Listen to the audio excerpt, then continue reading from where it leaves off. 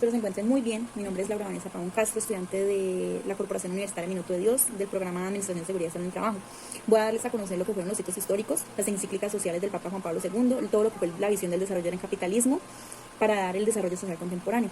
Entonces, para iniciar las visiones de desarrollo en el capitalismo, el fin de esta ideología es reducir el sentido del desarrollo a la idea de la modernización, es decir, entender que el bienestar de una nación solo se consigue con el crecimiento económico, con la urbanización y con el acceso a nuevas tecnologías, con la competitividad de los mercados, entre otras cosas. Ya como tal, esto se va para los hitos históricos. Vamos a dar a conocer cuáles fueron los hitos históricos para el desarrollo social contemporáneo. La invención moderna del otro como inferior lo define Bárbaro al comienzo del siglo XVI, durante la época de los descubrimientos. Con el Tratado de Tordesillas, celebrado en 1533 entre las monarquías de España y Portugal y concedido mediante la bula del Papa Alejandro VI, arrancó la construcción de las periferias. Durante los periodos de la conquista y de la colonia, los territorios conquistados se transformaron en periferias de un centro o metrópoli. Tal proceso conllevó igualmente una división internacional de trabajo, según la cual las economías de las periferias se especializaron en la exportación de materias primas. Por ello, explicó Paul Suezi en 1966 que el subdesarrollo de las colonias fue la condición necesaria para perfeccionar el capitalismo monopolista y el auge del imperialismo. En América Latina, para las clases dominantes de la posindependencia y de la época de la instalación de las primeras repúblicas liberales de mediados del siglo XIX, los mestizos, los negros y los indios eran razas inferiores y atrasadas, a las cuales era legítimo dominar, expropiar y educar para conducirlas hacia el progreso y la urbanidad. El pensamiento europeo y estadounidense se convirtió para las oligarquías locales un paradigma que justificó la implantación de instituciones políticas, educativas, jurídicas y económicas, entre otras. La cultura latinoamericana terminó cayendo en el síndrome de la imitación y perdió el horizonte de lo genuino y lo creativo. El fin de la Primera Guerra Mundial llevó a la celebración de un pacto de equilibrio entre poderes, estas potencias vencedoras, en 1919, que se conoció como el Tratado de Versalles.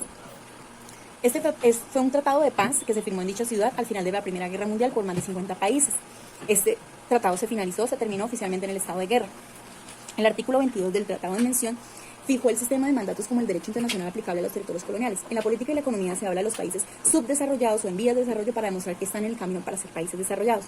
Con el ascenso nazifascista, pronto se desmoronaron los equilibrios de poderes logrados en el Tratado de Versalles. Tras la Segunda Guerra Mundial y las transformaciones operadas en el mundo, la hegemonía europea llegó a su fin y Estados Unidos y la Unión Soviética emergieron como superpotencias al mando de dos grandes bloques socioeconómicos y militares enfrentados. El discurso de posesión del presidente Truman del 20 de enero de 1949 reflejó el espíritu de la época y los énfasis que tuvieron en adelante la política exterior estadounidense. Con este discurso comenzó lo que algunos llaman la era del desarrollo. Desde 1994, con la creación de la OMC, los estados hicieron avances para liberar progresivamente a 3 nichos de comercio, lo que fueron las mercancías, los servicios y la propiedad intelectual.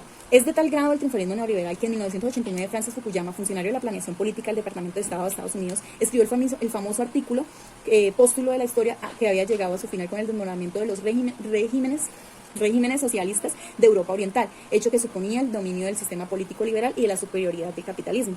Aquí inicia o incursiona el Papa Juan Pablo II. ¿Cómo se dio? Entonces, así se manifestaron en las encíclicas sociales promulgadas durante el tiempo de pastoreo de Juan Pablo II y la acción desplegada por la Iglesia como consecuencia de dichas intervenciones. Una de las encíclicas que él muestra es la de Laborem Exercens. Esto da como tal que el trabajo es distintivo característico del hombre. El hombre desde siempre ha trabajado y en ella recuerda los derechos a la dignidad y al trabajo que tiene el hombre. También está la encíclica Solicitud Rei Socialis, que tiene Juan Pablo II propone 2 objetivos.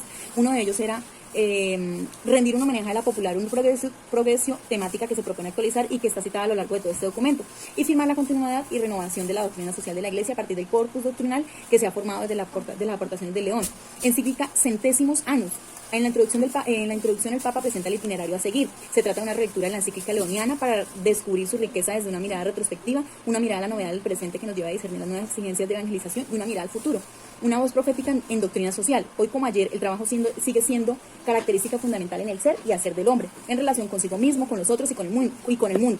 Igualmente, no podemos desconocer la realidad de degradación de la humanidad como consecuencia de la explotación y violación de la dignidad del trabajo humano. Todo esto nos lleva a reflexionar, nos lleva a dar como tal que las encíclicas sociales del Papa Juan Pablo II se siguen dando, se siguen gestionando, ayudando, como quien dice, a cuidar, a darle dignidad al trabajador, a cuidarle sus derechos. Desde el aspecto de la administración de seguridad en el trabajo se dan las encíclicas, ya que gracias a la labor que desarrollan los administradores en seguridad y salud en el trabajo, se cuidan los derechos de los trabajadores, se protegen, se da dignidad, se gestiona para que se pueda llevar las actividades y se cuida al trabajador como tal.